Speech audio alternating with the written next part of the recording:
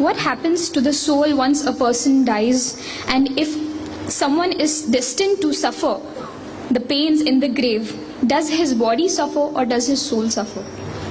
Jazakumullah khair. That's another very important question. Also, the same introduction that I would like to say is that the answers for these questions have to be from Revelation, because we don't know. So it has to be from Revelation. If someone has given you an answer and it's not from Revelation, it's a problem. So getting back to what happens to the soul leaves the body. The hadith speaks of it getting to a place known as Barazak.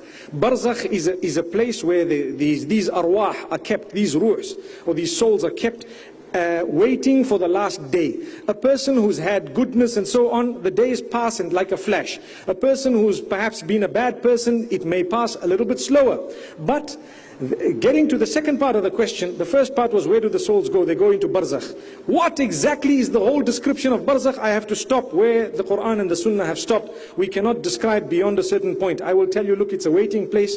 The souls do not come back to greet the family members every year. You need to know that. Some people say, okay, every year the soul comes back, salam alaikum, how are you? Some people say the soul comes back to us and cleans the home. And some people say the soul comes back and does this and does that, and I feel it. Those are, jinn sometimes. Those are the devil sometimes. Those are the qareen sometimes. That's something else. Those are spirits, known as spirits in some traditions. But it's not the soul we're talking about. It's not the individual. They don't come back to you and say, hey, how's it guys?